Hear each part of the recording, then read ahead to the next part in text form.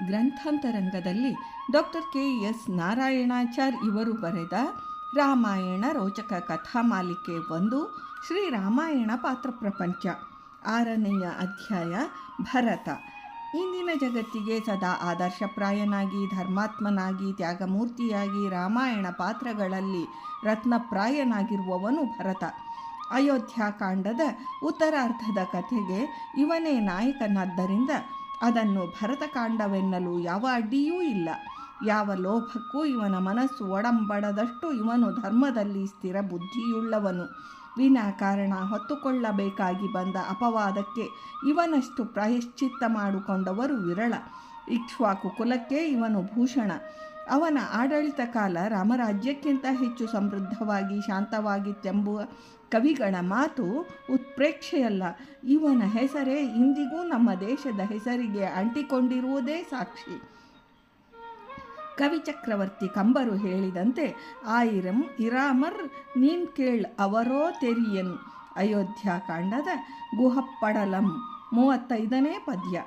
1000 ಶ್ರೀರಾಮರನ್ನು ಒಟ್ಟಿಗೆ ಹಾಕಿದರೂ ನಿನಗೆ ಸಮರಾಗುವರೋ ಯೋಚಿಸಿದಾಗ, ಶ್ರೀರಾಮನಾದರೋ ತಂದೆ ಬದುಕಿರುವಾಗಲೇ ಅವನೆದುರಿಗೆ ಅವನು ಕೊಟ್ಟ ರಾಜ್ಯವನ್ನು ಅನುಭವಿಸಲು ಪಟ್ಟಾಭಿಷೇಕಕ್ಕೆ ತಯಾರಾಗಿದ್ದ.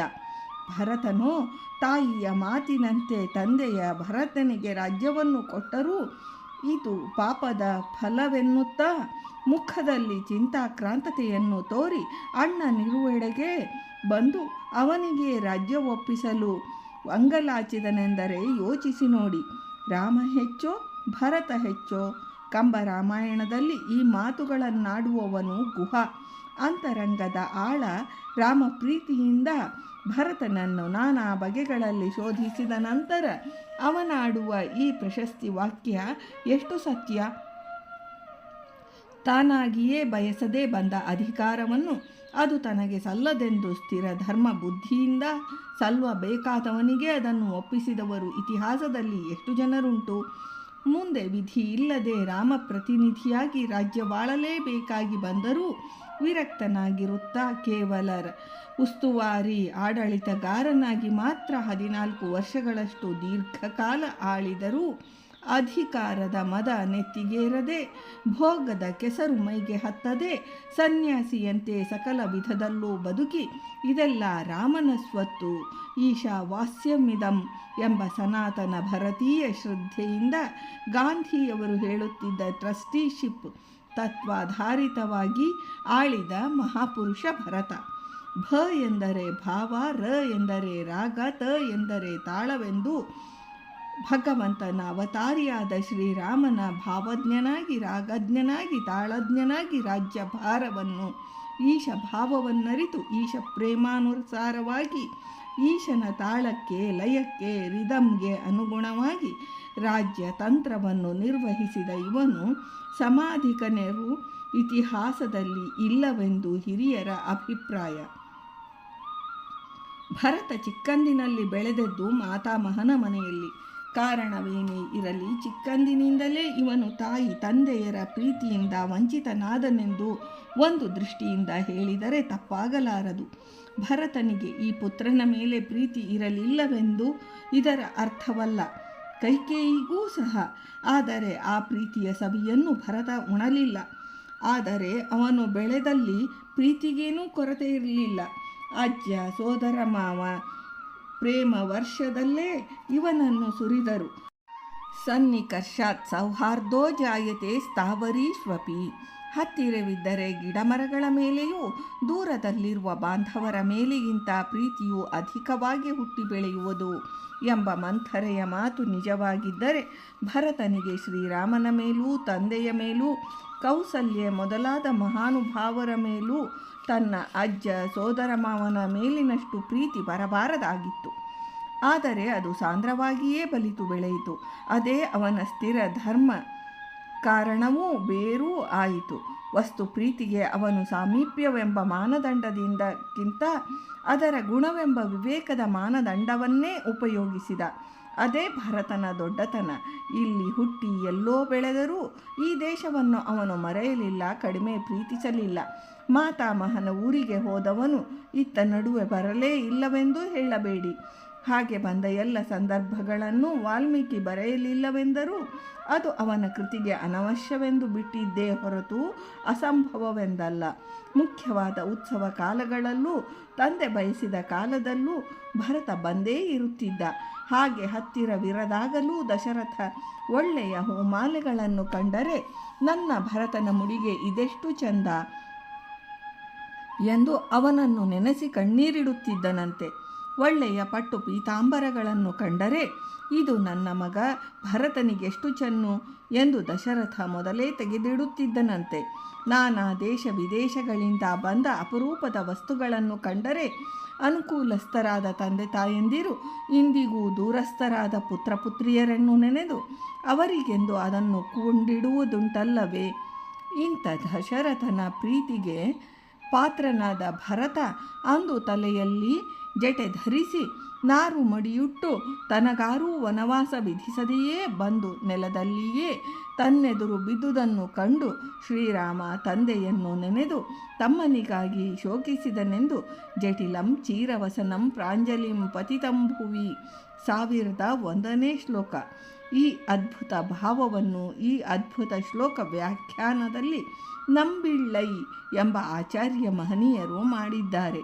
ನಮ್ಮಾಳ್ವರ ಸಹಸ್ರಗೀತಿ ಈಡು ವ್ಯಾಖ್ಯಾನದಲ್ಲಿ 1-4-8ನೇ ಪದ್ಯದಲ್ಲಿ ತಂದೆಯ ದಿನದಿನದ ನಡತೆಯಲ್ಲಿ ಈ ಭಾವ ವ್ಯಕ್ತವಾಗಿ ಕಾಣದೆ ಶ್ರೀರಾಮಚಂದ್ರ ಈ ಮಾತನ್ನಾಡುವುದು ಶಕ್ತವೇ?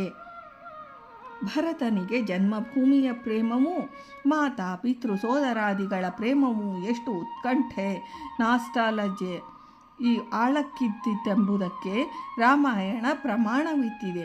ಒಂದು ಉದಾಹರಣೆ ನೋಡಿ. ಮಗನ ಹೃದಯವನ್ನೇ ಅರಿಯದ ಕೈಕೇಯಿ ಅವನ ಹೆಸರಿನಲ್ಲಿ ರಾಜ್ಯ ಸಂಪಾದಿಸಿ ಇಟ್ಟಾಯಿತು. ಅತ್ತ ದಶರಥ ಸ್ವರ್ಗಸ್ಥನೂ ಆದ.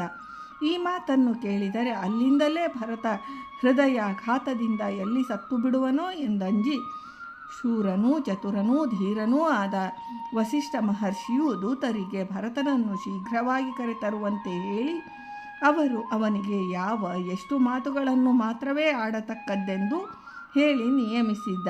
ಯಾರ್ಯಾರು ಸೌಖ್ಯವಾಗಿರಬೇಕೆಂದು ನೀನು ಬಯಸುವೆಯೋ ಅವರೆಲ್ಲ ಕುಶಲ. ಐಶ್ವರ್ಯ ಲಕ್ಷ್ಮಿಯು ಕೈಯಲ್ಲಿ ಕಮಲಗಳನ್ನು ಹಿಡಿದು ನಿನಗಾಗಿ ಕಾದಿರುವಳು.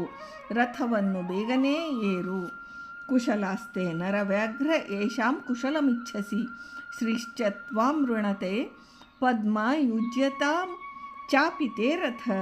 70-12ನೇ ಶ್ಲೋಕ. ಮೇಲರ್ಥದಲ್ಲಿ ಎಲ್ಲರೂ ಸೌಖ್ಯ, ನಿನಗೊಂದು ಐಶ್ವರ್ಯ ಕಾದಿದೆ, ಬರಬೇಕು ಎಂದು ತಿಳಿದ ಭರತ ಇದರಲ್ಲಿನ ಧ್ವನಿಯನ್ನು ಗುರುತಿಸಲಿಲ್ಲ. ಸತ್ಯವಾದಿಯಾದ ಮಹರ್ಷಿ ಇದರಲ್ಲಿ ಭರತನಿಗೊಂದು ಪರೀಕ್ಷೆಯನ್ನೂ ಇಟ್ಟಿದ್ದ. ಅಂತರಂಗದಲ್ಲಿ ಇವನೇನಾದರೂ ಕೈಕೇಯಿಯ ಅಭಿಪ್ರಾಯವನ್ನು ಅನುಮೋದಿಸುವನೋ ನೋಡೋಣ ಎಂದು. ಯಾರ್ಯಾರ ಕುಶಲ ನಿನಗೆ ಬೇಕಾಗಿದೆಯೋ ಎಂಬ ಮಾತು. ದಶರಥನ ಕುಶಲ ನಿನಗೆ ಬೇಡವಾದ್ದರಿಂದ ಅವನು ಸತ್ತ, ರಾಮನ ಕುಶಲ ನಿನಗೆ ಬೇಡವಾದ್ದರಿಂದ ಅವನು ಕಾಡು ಪಾಲಾದ ಎಂಬುದು ಧ್ವನಿ. ಶ್ರೀಶ್ಚ ತ್ವಾಂ ಋಣತೆ ಎಂದದ್ದು ರಾಜಲಕ್ಷ್ಮಿಯು ನಿಷ್ಕಂಟಕವಾಗಿ ನಿನಗೆ ಪೂಮಾಲೆ ಹಾಕಲು ಸಿದ್ಧಳಾಗಿದ್ದಾಳೆ, ಬಂದು ರಾಜ್ಯವನ್ನು ಒಪ್ಪಿಸಿಕೋ ಎಂಬುದು ಒಳಧ್ವನಿ. ತಾಯಿಯೊಡನೆ ಭರತ ಸೇರಿ ಒಳಗೊಳಗೆ ಸಂಚು ನಡೆಸಿದ್ದರೆ ಈ ಮಾತಿನಿಂದ ಅವನ ಮುಖವರ್ಣ ಬದಲಾಗುತ್ತಿತ್ತು. ದೂತರು ವಸಿಷ್ಠನಿಗೆ ಅದನ್ನರಹುತ್ತಿದ್ದರು. ಸಂಚಿನಲ್ಲಿ ಇವನ ಪಾಲುಂಟೋ ಹೇಗೆಂಬುದನ್ನು ವಸಿಷ್ಠ ಗೂಢವಾಗಿ ಅರಿಯಲು ಹೇಳಿ ಕಳುಹಿದ ಗೂಢ ಸಂದೇಶ ಇದು. ಅದರ ಗೂಢತೆ ಅವನಿಗೆ ತಿಳಿಯಲೇ ಇಲ್ಲವಾಗಿ ಅವನು ನಿರಪರಾಧಿ ಎಂಬುದು ದೃಢವಾಯಿತು. ಅಷ್ಟರಲ್ಲಿ ಮೊದಲ ರಾತ್ರಿ ಭರತನಿಗೆ ಬರೀ ದುಸ್ವಪ್ನಗಳೇ ಆಗಿ ಅಯೋಧ್ಯೆಯಲ್ಲಿ ಏನೋ ಅನರ್ಥವಾಗಿದೆ ಎಂಬುದು ಕರಳು ಹೇಳಿತು. ಹೇಳಿ ಕೇಳಿ ಅತ್ತಣಿಯಿಂದ ದೂತರು ಉದಯ ಕಾಲಕ್ಕೆ ಬಂದರು. ಒಂದೇ ಉಸುರಿಗೆ ನನ್ನ ತಂದೆ ಸೌಖ್ಯವೇ, ರಾಮ ಲಕ್ಷ್ಮಣರೋ ಎಂದು ಕೇಳಿದವನೇ ಮುಂದಿನ ಮಾತಿನಲ್ಲಿ ತಾಯಿಯನ್ನು ಬಿಟ್ಟು ಕೌಸಲ್ಯೆಯ ಯೋಗಕ್ಷೇಮ ಕೇಳುವ ಈ ಹೃದಯಸ್ಪರ್ಶಿ ಮಾತುಗಳನ್ನು ನೋಡಿ. ಆರ್ಯ ಚ ಧರ್ಮನಿರತ ಧರ್ಮಜ್ಞ ಧರ್ಮದರ್ಶಿನಿ ಆರೋಗ ಚಾಪಿ ಕೌಸಲ್ಯ ಮಾತಾ ರಾಮಸ್ಯ ಧೀಮತಃ. ಆರ್ಯೆಯು ಸದಾ ಧರ್ಮನಿರತಳು, ಧರ್ಮವನ್ನರಿತವಳು, ಧರ್ಮವನ್ನೇ ಸದಾ ಕಂಡು ಆಚರಿಸುವ ಧರ್ಮಶೀಲಳು, ಧೀಮಂತನಾದ ಶ್ರೀರಾಮನ ತಾಯಿಯೂ ಆದ ಕೌಸಲ್ಯೆ ಸೌಖ್ಯವೇ. ಈ ಮಾತುಗಳನ್ನು ಭರತನಿಗೆ ಕೌಸಲ್ಯ ಹೃದಯದಲ್ಲಿ ಪ್ರೀತಿ ಗೌರವಗಳಲ್ಲಿ ಎಷ್ಟು ನಿಕಟವಾಗಿದ್ದು ಅವಳ ದರ್ಶನಕ್ಕೆ ಅವನು ಉತ್ಸುಕನಾಗಿದ್ದನೆಂಬುದನ್ನು ತೋರಿಸುತ್ತದೆ.